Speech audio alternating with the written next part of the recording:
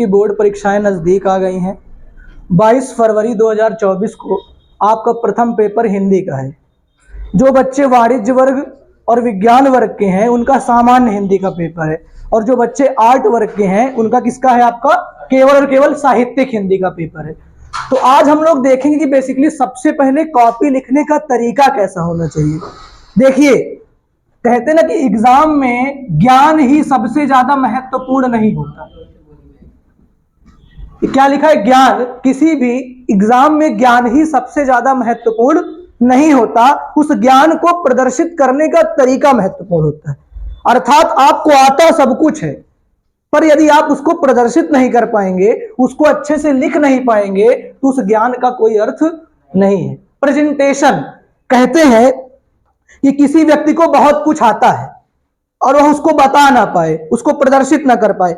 Like कोई किसी व्यक्ति के अंदर बहुत ज्यादा ज्ञान है और उसको प्रदर्शित करना नहीं आता, तो क्या वो एक शिक्षक बन सकता है?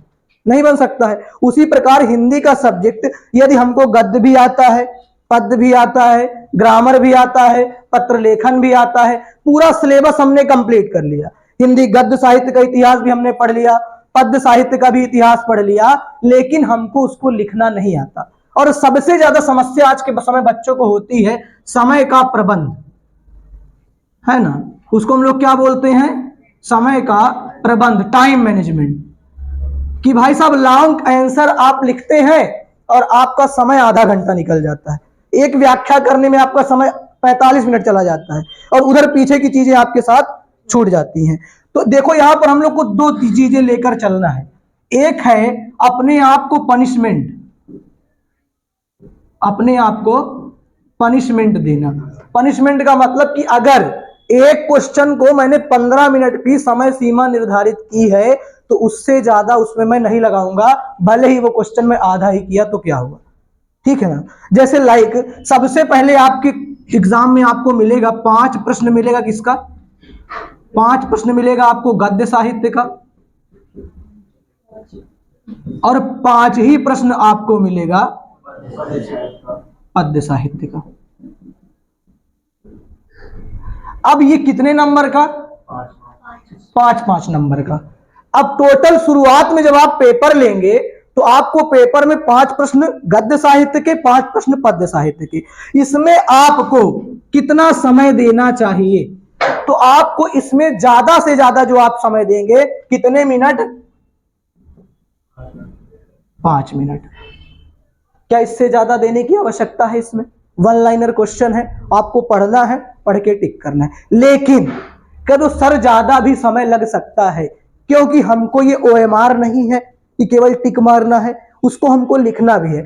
दूसरी बात, यहां पर जो सबसे ज्यादा महत्वपूर्ण है, वहां पर आपको, जैसे आप जब भी, मान लो ये आपकी कॉपी है, ये आपकी कॉपी है, मेरी जो अपनी व्यक्तिगत राय है, कॉपी में आप दोनों साइड लाइन मत खींचिए, केवल एक साइड लाइन खींचिए, ठीक। एक साइड आप स्केल से अच्छे से लाइन खींचिए, उसके बाद यहां डालिए प्रश्नोत्तर नंबर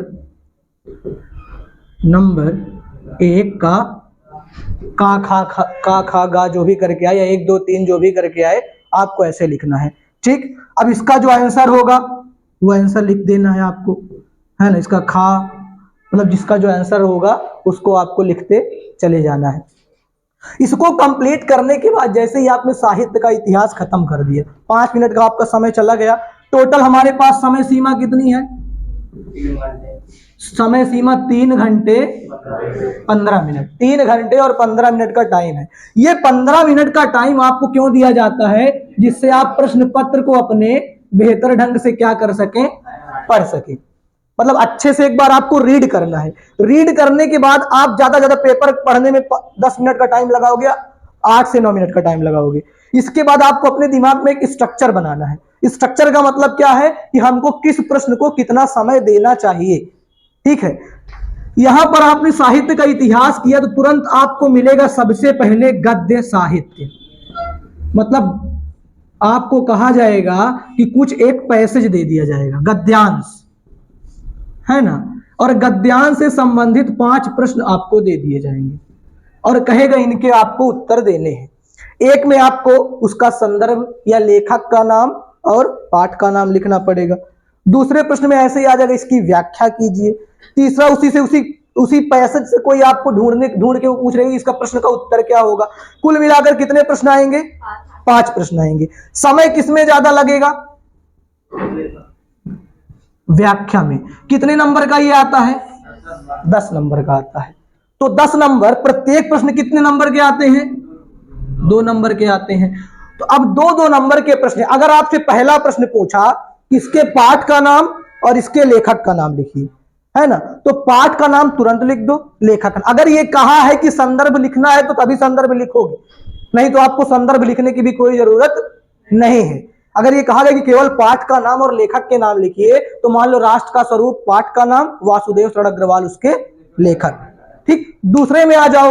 दूसरे में तुरंत कहती है इसकी व्याख्या करो। मान लो राष्ट्र के स्वरूप से आया कि पृथ्वी, जन और संस्कृति, इन्हीं तीनों से किसी भी राष्ट्र का निर्माण संभव हो पाता है, या जन, राष्ट्र, जन की संस्कृति। तो अब आपको उसको क्या करना है? एक्सप्लेन करना है।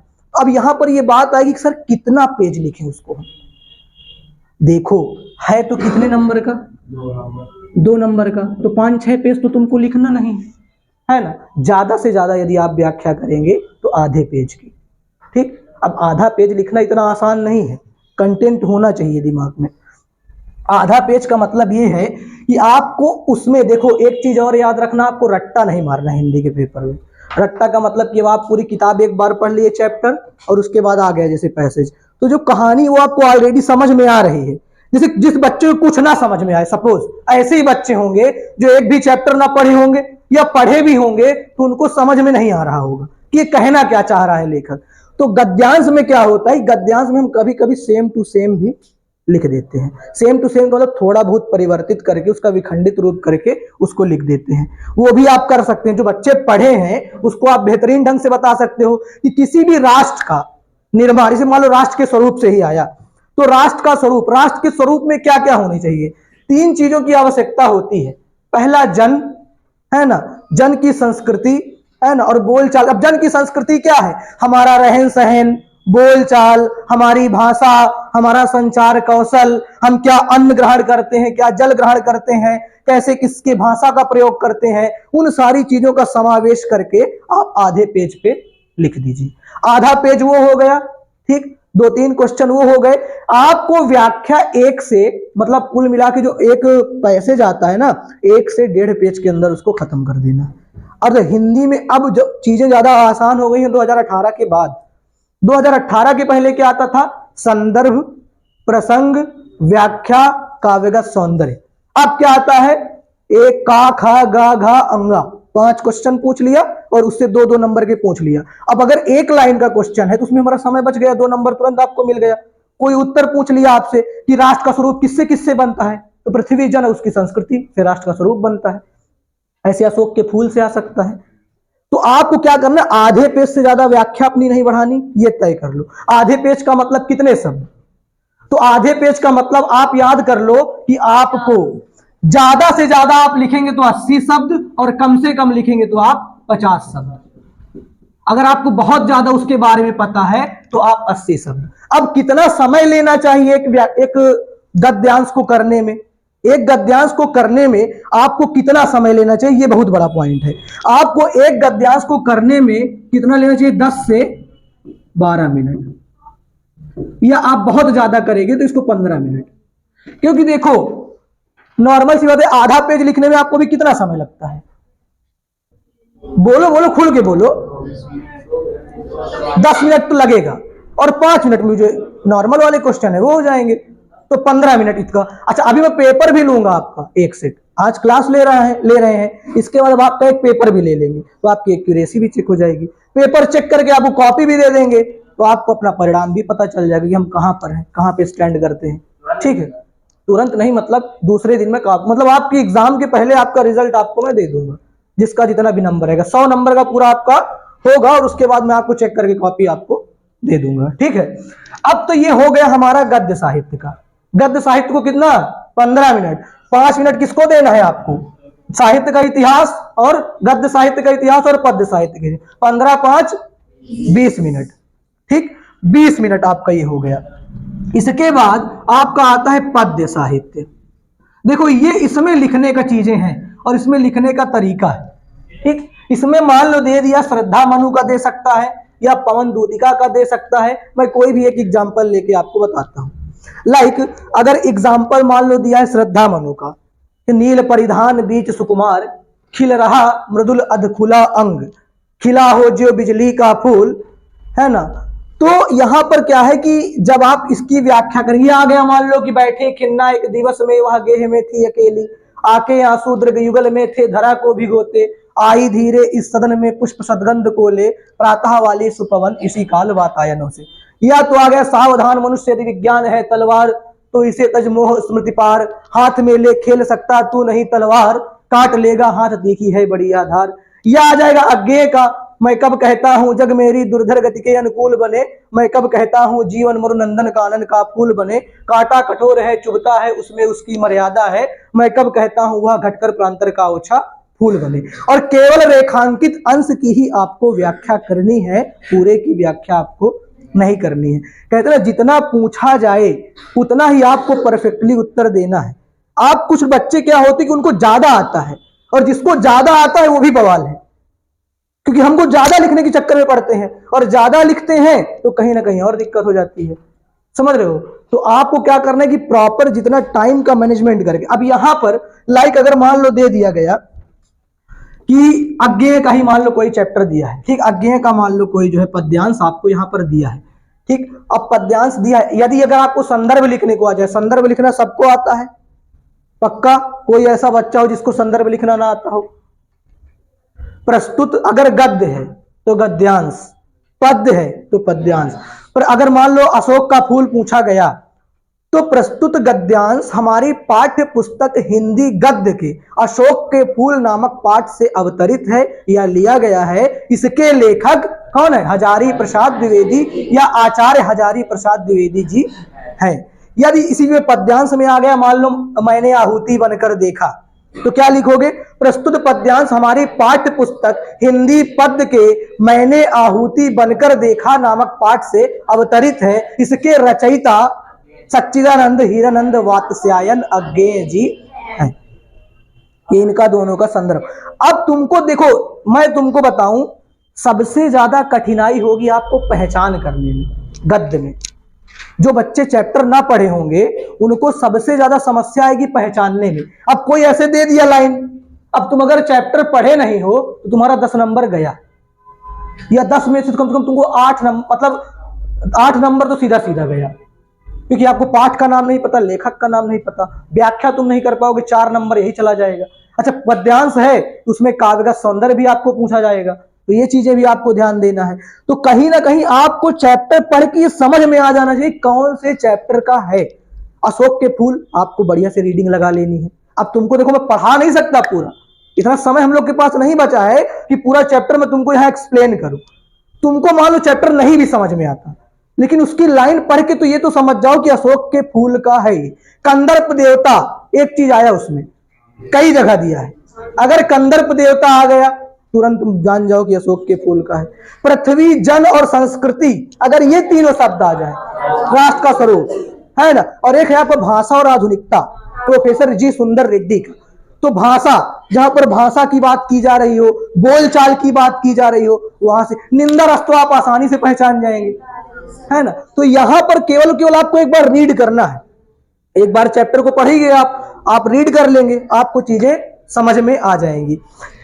यहां पर जो पद है, मान लो मैं एक व्याख्या अगर आपको करके बताऊं, क्योंकि बच्चे कहते हैं कि सर एक व्याख्या करके बताइए, तो मौखिक रूप में मैं तुमको व्याख्या करके बताता हूं कि जैसे मान लो आ गया मैंने आहुति बनकर देखा। आहुति मतलब न्यौछावर होना, समर्पित होना, अपने आप को कहीं भी आहुति, जैसे यज्ञ होता है तो यज्ञ में हम आहुति देते हैं, किसकी आहुति? हवन की आहुति, है ना। हवन में क्या है? स्वाहा करते हैं ना, है ना। तो स्वाहा का मतलब क्या है कि सारे पापों का हरण करना। तो वही अज्ञेय ने कहा कि यहां पर मान लो कि मैं कब कहता हूं जग मेरी दुर्धर गति के अनुकूल बने, मैं कब कहता हूं जीवन मरु नंदन कानन का फूल बने, कांटा कठोर है तीखा है उसमें उसकी मर्यादा है, मैं कब कहता हूं वह घटकर प्रांतर का ओछा फूल बने। और उसी पूरी लाइन में रेखांकित कर दिया और कहा इसकी व्याख्या की है। भाई संदर्भ तो तुमको मान लो पूछे, ये पाठ का नाम पूछा आप लिख देंगे। अच्छा, मोस्ट ऑफ पद्यांश में संदर्भ लिखने को आता है, गद्यांश में संदर्भ नहीं, पाठ का नाम और लेखक का नाम आता है। तो यहाँ पर आप लिख दोगे सबसे पहले प्रस्तुत पद्यांश हमारी पाठ्य पुस्तक हिंदी पद्य के मैंने आहुति बनकर देखा नामक पाठ से अवतरित है। इसके रचयिता सच्चिदानंद हीरानंद वात्स्यायन अज्ञेय जी हैं। ठीक, अब इसके बाद मान लो दूसरे में कह दिया कि रेखांकित अंश की व्याख्या कीजिए, तो आपको क्या करना है, व्याख्या करना इस पूरे अंश की। अब इसकी व्याख्या भी आपको 50 से 80 शब्दों में ही करनी है, लेकिन लास्ट में बिना कहे काव्यगत सौंदर्य आपको लिख देना है। यदि प्रश्न में पूछा भी नहीं है तो आपको लिख देना है सीधा सीधा। व्याख्या कैसे करोगे कि महाकवि अज्ञेय जी कहते हैं कि मैं कदाचित यह नहीं चाहता, है ना, कि मैं कदाचित यह नहीं चाहता कि यह संसार मेरी कठिन गति के आधार पर चले। मैं कब कहता हूं, जग मेरी दुर्धर गति के अनुकूल बने। महाकवि अज्ञेय जी कहते हैं कि मैं कदाचित यह नहीं कहता कि यदि मेरे जीवन में समस्याएं हैं, यदि मेरे जीवन में विपत्तियां हैं, यदि मेरे जीवन में दुख है, यह संसार मेरा साथ दे। दुख मेरा है, उस दुख का निराकरण, उस दुख का हल मैं स्वयं करूंगा, अर्थात मुझे किसी के सहारे की आवश्यकता नहीं है। दूसरी बात, मैं कब कहता हूं जग मेरी दुर्धर गति के अनुकूल बने, इसका समझ में आया। मैं कब कहता हूं जीवन मरु, और अज्ञेय जी यह भी कहते हैं, फिर से यहां से जोड़ना है आपको, तथा वह यह भी कहते हैं कि यह जो जीवन रूपी रेगिस्तान है, जीवन मरु मतलब क्या होता है, जीवन रूपी रेगिस्तान, यह जो जीवन रूपी रेगिस्तान है, मैं यह भी नहीं कहता यह जो जीवन रूपी रेगिस्तान है यह मेरे लिए स्वर्ग का उपवन बने। नंदन कानन का मतलब क्या होता है, स्वर्ग का उपवन बने। जैसे किसी के जीवन में दुख है, समस्या है, विपत्ति है, आपत्ति है, बहुत सारी समस्याएं होती हैं जीवन में, तो कहते कि मैं ये नहीं चाहता कि मेरा जो जीवन की विपत्तियां हैं या मेरे जीवन का संघर्ष है वह तुरंत सुख में परिवर्तित हो जाए। आप अगर मेहनत न करें और आप ये चाहें कि आपका 97-98 नंबर हिंदी में आए, तो ऐसी संभावनाएं नहीं है। कोई मंत्र नहीं मार सकता, है ना, कोई आपको मंत्र मार दे जाओ बच्चा यही पढ़ लो, यही आएगा, पेपर आउट हो गया, जाके पढ़ लो, ऐसा नहीं हो सकता। ऐसा जो कहता है वो मेरी नज़र में कहीं ना कहीं गलत है। समझ रहे हो ना भाई, एग्जामिनर है, उसके दिमाग में जो आएगा पेपर वो बनाएगा, मुझसे संपर्क करके वो पेपर तो बनाएगा नहीं। तो हमको कहीं ना कहीं पूरी चीज़ें पढ़नी। हाँ, कुछ टॉपिक्स ये होते हैं कि हम उनको ज़्यादा फोकस करते हैं क्योंकि वो कई बार पूछे जाते हैं, लगातार अगर आप देखते हैं तो कई बार पूछे जाते हैं। कॉपी लिखने का तरीका, आपको सबसे पहले आपको अपनी स्पीड पे ध्यान देना है, स्पीड। दूसरी बात, कॉपी जब आप अगर मान लो व्याख्या कर रहे हो, लाइक ये आपकी कॉपी है, अगर आप यहाँ पे व्याख्या कर रहे हैं, है ना, तो पहला मान लो प्रश्न आपका संदर्भ लिखने का हो गया था, प्रश्नोत्तर नंबर आपने डाल दिया था। दूसरे मान लो अब जब आप दूसरा खा नंबर कर रहे हो तो यहाँ पर आप क्या लिखोगे, व्याख्या। ठीक, अब व्याख्या जब आप लिखेंगे तो यहाँ पर आप अंडरलाइन कर दीजिए, है ना। अब यहाँ से आप व्याख्या करना शुरू कर दीजिए। व्याख्या आपको लगभग मान लो आधा पेज ये है, आधा पेज ये है। ठीक, अब आपको ये पूरा पेज क्या करना है, भर डालना है व्याख्या में। अब जैसे ये वाली व्याख्या जो पद्यांश की व्याख्याएं हैं, नॉर्मल सी बात, ये बड़ी होती है, और बड़ी होने के साथ साथ आपको अपनी एक्यूरेसी पे ध्यान देना है। एक्यूरेसी के साथ साथ ऐसा भी नहीं कि आप एक शब्द लिखो कि अज्ञेय, फिर लिख दो यहाँ पे इतना छोड़ दो, जी कहते हैं कि, फिर दूसरा पेज पलट लो। ऐसे को लोग करते हैं बड़ा बड़ा करके, मतलब उनको लगता है कॉपी भर के दिखा दे पूरी, तो एग्जामिनर प्रसन्न हो जाएगा। एक चीज और याद रखो, बी कॉपी, सी कॉपी, डी कॉपी मैटर नहीं करती, अच्छा लिखना मैटर करता है। समझ रहे हो ना। लेकिन हम लोग किस बोर्ड पे हैं, यूपी बोर्ड में, तो ये परम सत्य है कि कॉपी भरने का यूपी बोर्ड में नंबर मिलता है, यूपी बोर्ड में कॉपी भरने का भी नंबर मिलता है। तुम लोग एकदम प्रेशर में हो क्या, इसको भूल जाओ, एकदम जैसे चिल रह के रोज पढ़ते हो वैसे पढ़ो। समझ रहे हो ना, मतलब एकदम हतोत्साहित लग रहे हो, जैसे कोई एकदम डर डर के बैठे, एकदम ऐसा नहीं है। तो व्याख्या में आपको जैसे आप नॉर्मल अपने कॉपी पे लिखते हैं वैसे लिखना है, बस आपको अपनी स्पीड पे ध्यान देना है। अपनी आपको स्पीड का मतलब कि तेज लिखना है, क्योंकि 3 घंटे में आपको बहुत विशाल पेपर है ना। जैसे मान लो हनुमान जी समुद्र लांघे थे ना, अच्छा, तुमको भी समुद्र लांघना है। अब ये है कि तुम बीच में लटक जाओगे भाई, 3 घंटे में 15 मिनट में तुमको समुद्र पार करना है ना, और उससे ज्यादा तुमको टाइम मिलेगा नहीं। अब राक्षसी आ गई तुमको दरबार करते करते, अब ये सब राक्षस है मिलने वाले। ये सब कहीं ना कहीं जब वो गए थे तो तमाम सारे लोग मिले थे ना उनको, है ना। पर्वत मिला, फिर वो राक्षसी मिली, है ना, सुरसा। तो अब ये सब मिलेंगी, तुमको डिस्टर्ब करेंगी, है ना। तुम दरबार करने लगोगे अगर इनसे, तुम्हारा समय चला जाएगा। तो इनको क्या करना है, इग्नोर करना है कि अभी बाद में आता हूं, फिर खा लेना मुझको, पहले यहां से अभी हटके निकलने दो। स्किप, स्किप जानते हो ना, जो नहीं आता उसको आपको क्या करना है, अभी स्किप करना है, जो आता है उधर बढ़ जाना। इसका मतलब ये नहीं कि प्रश्नोत्तर नंबर 1 प्रश्नोत्तर नंबर 12, ऐसा नहीं करना, समझ रहे हो। एक सीक्वेंस में करना है आपको। साफ सफाई का बहुत ध्यान देना है। साफ सफाई का मतलब राइटिंग, क्योंकि कहीं ना कहीं अच्छा, देखो अच्छा दिखना, अट्रैक्टिव दिखना आकर्षित करता है एक एग्जामिनर को अपनी ओर, है ना। अच्छा, आपके पास विकल्प हो, मान लो एक तो लड़की हो, एक ये लड़की है, कह दो सर इनकी शक्ल तो एक ही जैसी है, या लड़के ही हो, ठीक है। क्या पहली नजर में तुम्हें मोहब्बत हो जाएगी उनसे? नहीं, पहली नजर में हमको क्या होता है, अट्रैक्शन। और अट्रैक्शन किससे होता है, सुंदरता से। अट्रैक्शन किससे होता है, सुंदर चीजों को। सुंदर चीजों को सब ढूंढते हैं। अच्छा, उसी में यहाँ काटे, है ना, कोई स्टेटमेंट लिखे ऐसे काट दिए, फिर उसके नीचे लिख दिए, तो तुम्हारा जो नंबर मिलने वाला रहेगा वो भी कट जाएगा। कभी कभी होता है कि बच्चे की राइटिंग अच्छी नहीं होती, लेकिन वो राइटिंग पाने वाले से ज्यादा अच्छा नंबर पा जाता है। क्यों? क्योंकि वो काट पीट नहीं करता, शुद्ध लिखता है। क्योंकि हमको नहीं लगता कि सबकी राइटिंग बहुत अच्छी ही होगी, लेकिन कहीं ना कहीं शुद्ध। आप 10th में भी थे, तो क्या सबकी राइटिंग बहुत अच्छी, जितने अच्छे नंबर पाए थे? ऐसा भी ना रहा होगा। राइटिंग का फर्क पड़ता है, लेकिन जो जिसकी राइटिंग बहुत अच्छी बार बार काट पीट दे, तो वहां भी आपके नंबर कटने के चांसेस रहते हैं। एक और अच्छी बात जान लो, यूपी बोर्ड नंबर खूब देता है हिंदी में, और कॉपी चेक करने में जितना इनको ध्यान देना चाहिए उतना ये ध्यान नहीं देते। मतलब खच खच खच खच खच ऐसे चेक करते हैं कॉपी। अब उसमें क्या है, अगर अच्छा दिख रहा है, एक कॉपी निकाले, जैसे किसी अच्छे लड़के की टॉपर की कॉपी चेक किए, अब उसी के आधार पर जो टीचर है एक कॉपी अपना निकाल लेता है। क्योंकि मेरे जानकारी में कई लोग टीजीटी के टीचर हैं, तो वो कॉपी चेक करते हैं, तो वो बताते हैं ये बात कि मतलब एक कॉपी हम लोग निकालते हैं जो बहुत बेहतरीन कॉपी, लगभग 97-98 नंबर वाली, फिर उसी के बेसिस से सबको नंबर देते जाते हैं।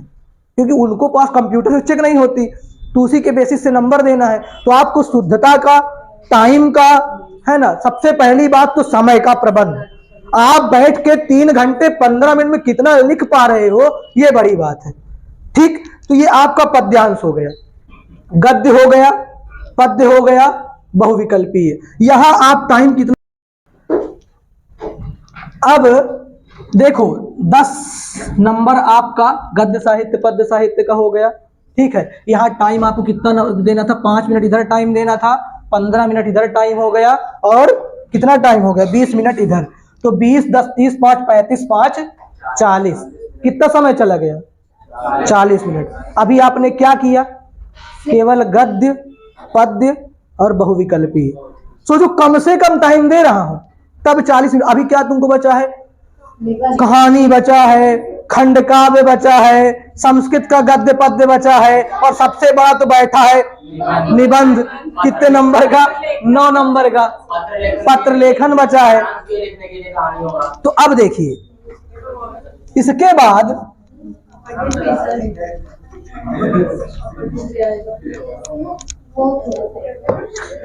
अब देखो हम लोग आते हैं, ये गद्य पद्य हुआ, इसके बाद तुरंत आप आओगे तो आपको अनिवार्य संस्कृत मिलेगा। ठीक, अनिवार्य, हाँ उसको बता देते। इसके बाद तुरंत जीवन परिचय मिलेगा। सॉरी, जीवन परिचय कैसे लिखना है मैं बता रहा हूं। देखो, जीवन परिचय, इसमें सबसे पहले जीवन परिचय, मान लो अगर पूछ लिया जीवन परिचय कितने नंबर का आता है, 5 का इधर और 5 का उधर, मतलब गद्य का 5 और पद्य का 5। नहीं यार, 5। तो अब यहां पर क्या करना है आपको कि जीवन परिचय सर लिखें कैसे, क्योंकि वहां पर पूछता है साहित्यिक परिचय दीजिए, है ना, वहां पर पूछता है साहित्यिक परिचय दीजिए। तो आपको यहां पर सबसे बड़ी बात ध्यान देना है, आपको यहां पर ध्यान देना है कि आपको जन्म याद होना चाहिए, माता पिता हो तो है ना। माता पिता काहे नहीं होंगे, मतलब नाम दे रखा हो। हम क्या करे होवे नहीं करेंगे। जन्म स्थान, माता पिता, मतलब कहाँ उनका जन्म हुआ, ये सब आप याद कर लिए। उसके बाद साहित्यिक परिचय में क्या है, साहित्यिक परिचय होता क्या है, सबसे पहले ये जानो। सा मतलब समाज, हित मतलब हित, समाज का हित। तो अर्थात मान लो जयशंकर प्रसाद हैं, तो समाज के हित में इन्होंने क्या काम किया, इन्होंने अपनी कहानियों से समाज को प्रेरणा दी है, इन्होंने अपनी कहानी को एक नवचेतना दी है, इन्होंने अपनी कहानियों से व्यक्ति के अंदर बदलाव लाए हैं। जैसे अगर मैं बात करूं, जयशंकर प्रसाद की कहानी मार्मिक है, इनकी भाषा बड़ी कठिन है, क्लिष्ट भाषा ये लिखते थे। अब जब हम किसी साहित्य को पढ़ते हैं तो साहित्य को पढ़ने के उपरांत हमारे हृदय में परिवर्तन होता है।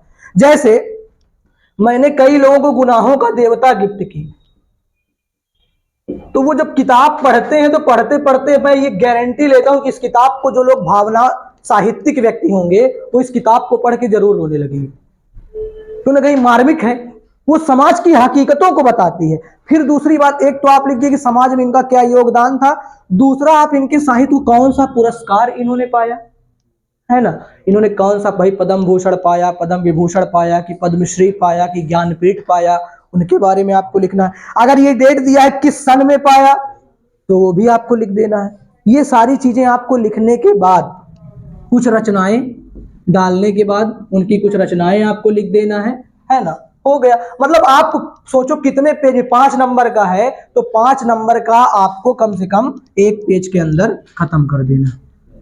भाई एक पेज है, यहाँ आप डाले, यहाँ एक पेज का ये हो गया और एक पेज का वो हो गया, ठीक। एक एक पेज के अंदर आपको खत्म कर देना है जीवन परिचय, जीवन परिचय, क्योंकि वो पेज बड़ा होगा, वो छोटू सा पेज नहीं होगा आपका, तो बड़ा सा पेज होगा। तो एक पेज के अंदर अब यहाँ भी लाइन, वहां भी लाइन, इधर भी लाइन, डब्बा ना बना देना, है ना, डब्बा के अंदर बंद कर दो, फिर वो निकल ही ना पाए। तो अच्छा, शब्द सीमा 5 नंबर में आपको कितनी शब्द सीमा होनी चाहिए, 100, और एक पेज में 100 शब्द आराम से आ जाएगा, ये जान लो। 5 नंबर में 100 शब्द सीमा, अरे आराम से 100 शब्द आ जाएगा, गारंटी है। अब तुम बहुत दूर दूर ना लिखोगे तो आराम से, क्योंकि बड़ा पेज रहता है ना, तो 100 शब्द आराम से एक पेज में आ जाएगा। आप गिनेंगे तो आपको पता भी चल जाएगा। अच्छा, आपको एक ये अच्छा ना भी आए, अगर ना भी आए मान लो 100 शब्द, तो आपको ये जान लो कि 100 शब्द आपको लिखना है, और 100 शब्द को लिखने का टाइम कितना ले सकते हैं आप, कितना समय लगेगा आपको, मान के चलो मुझे लगता है कि 15 मिनट लग जाएगा, है ना। जीवन परिचय थोड़ा सोचना भी पड़ता है, एक मिनट रटा एकदम बस आ रहा है, पेन चल रहा है, थोड़ा सा दिमाग चाहिए, ठीक है ना। 15 मिनट आपने किस में दे दिया, जीवन परिचय 1 में, या तो अच्छा इसके बाद आपको किसका आएगा, एक गद्य का आएगा, पद्य का, तो 15 30 मिनट तो यही चला गया, तो 40 + 30 70 मिनट तो आपके ये चले गए, 1 घंटा 10 मिनट चला गया, ठीक। तो जीवन परिचय भी हो गया, मतलब उधर का पूरा हमारा काम खत्म। अब चलते हैं हम अनिवार्य संस्कृत की तरफ, ठीक है। क्या ठीक है, हो गया, एक तरफ से हम लोग समझ लेते हैं, पहले क्या पहले आता है वो आप देख लीजिएगा। अब मान लो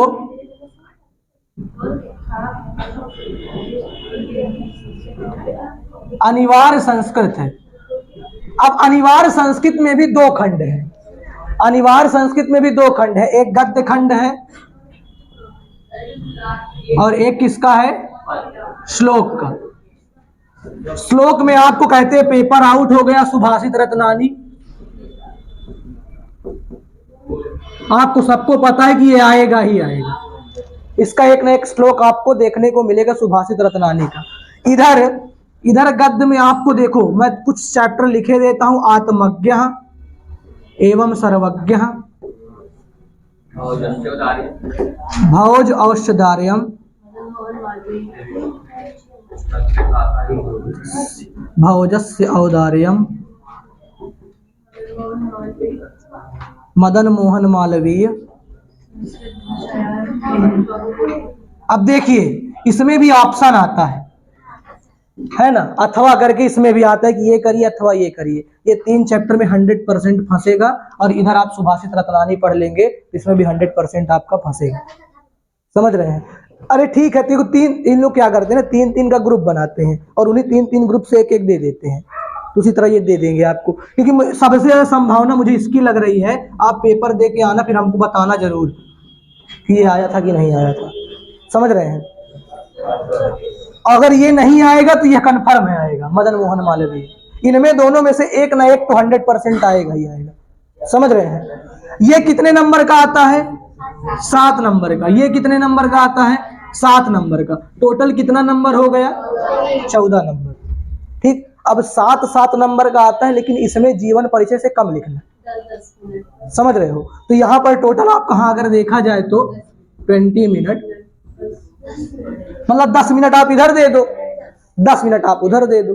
ठीक, अब 10-10 मिनट आप इधर दे दिए तो यहाँ पर कितना हो गया? 1 घंटा 30 मिनट। 1.5 घंटे का समय आपका चला गया। एकदम ऐसे ही पेपर करना, 1.5 घंटे का आपका समय चला गया। अब आपके पास कितना समय बचा? 1 घंटे 45 मिनट। समझो पेपर, हाँ मान के चलो 1.5 घंटे बस। अब 1.5 घंटे का ही समय आपके पास बचा है और अभी आपको बहुत कुछ करना। ठीक, अब देखो इसके बाद मैं मान के चलता हूं, आता हूं मैं कहानी में। इसके बाद हम लोग कहाँ आते हैं? कहानी में। कहानी आपकी कितने नंबर की आती है? 5 नंबर की। अब कहानी में आपका देखो कथा वस्तु या सारांश किसी भी कहानी का या उद्देश्य, ये आपसे पूछेगा 3-4 क्वेश्चन। बेसिकली आप कहानी पढ़े रहोगे ना, तो आप सारांश भी लिख सकते हो, कथा वस्तु भी लिख सकते हो, उद्देश्य भी लिख सकते हो, सब लिख सकते हो। ठीक, अगर नहीं लिख पाओगे तो उसको ही बताएंगे कैसे। आगे हम एक बार पूरा पेपर का स्ट्रक्चर बता दें, फिर शुरू करते हैं क्या पढ़ाया, क्या पढ़ना है, फिर संस्कृत के चैप्टर शुरू कर देते हैं। ठीक, कहानी में अब कहानी 5 नंबर की है तो मतलब कितने शब्द? एक मोटा मोटा अंदाजा ले लो, 100 शब्द। 100 शब्द का मतलब 1 पेज। 1 पेज का मतलब कितने मिनट? 10 मिनट। ठीक है, 100 लेके चलते हैं हम। 10-5 शब्द ज्यादा हो जाएगा तो दिक्कत नहीं जाए होगी। यहाँ पर कहानी आपको 10 मिनट में खत्म कर देनी है।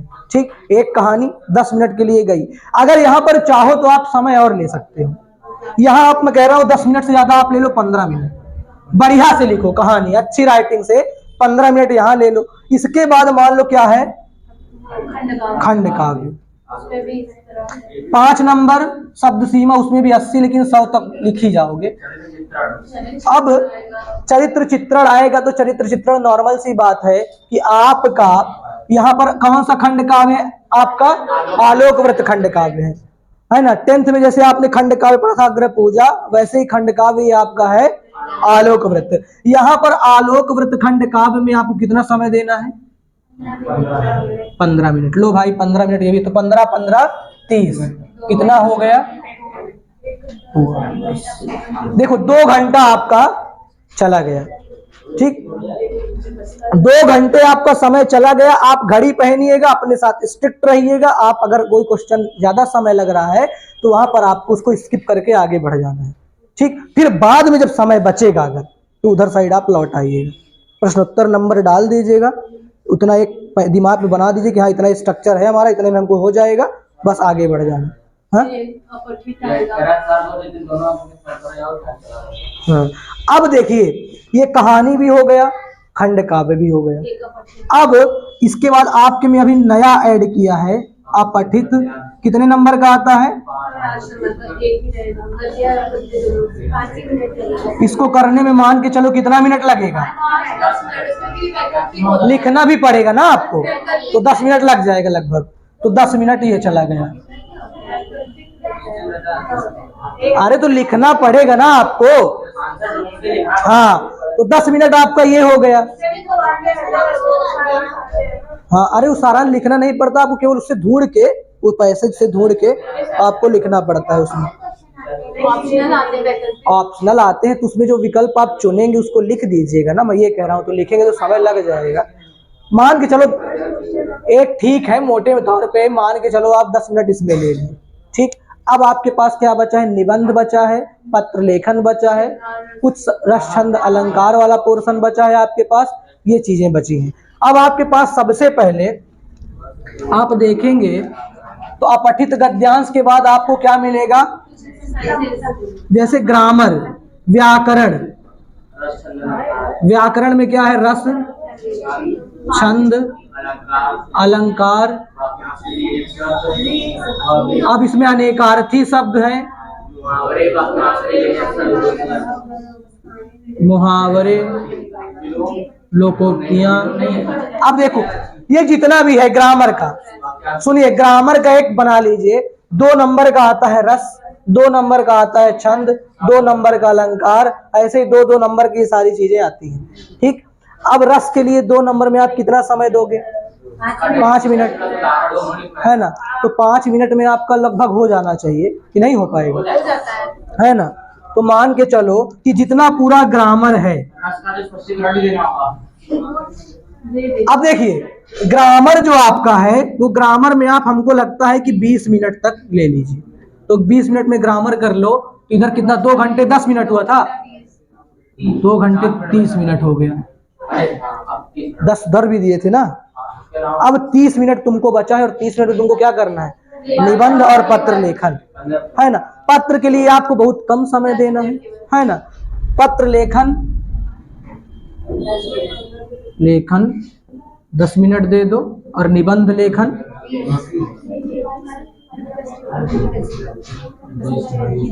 20 मिनट। हाँ? वो वही वाला टाइम आप बचाएंगे जो 15 मिनट वाला है, वही आप जल्दी से पेपर पढ़ दो, इतना समय लग ही लगता है। हाँ? अब देखो मैं ये कहता हूँ 5 मिनट में 1 पेज लिखो, कोशिश करो जल्दी जल्दी, तो 5 चौको 20, 4 पेज तक लगभग लिख दो। देखो वहां तुम ऐसा ना एकदम तेज लिखना, लास्ट आते आते वैसे भी राइटिंग खराब ही हो जाती है, स्पीड भी बढ़ जाती है, तो लास्ट में आते आते तक हो जाता है। 4 पेज निबंध, जैसे मान लो मेरा प्रिय कवि पूछ लिया, विज्ञान पे पूछ लिया, उसकी देखो हेडिंग अगर तुमको याद है तो तुम लिख डालोगे, कोई बहुत बड़ी बात नहीं है।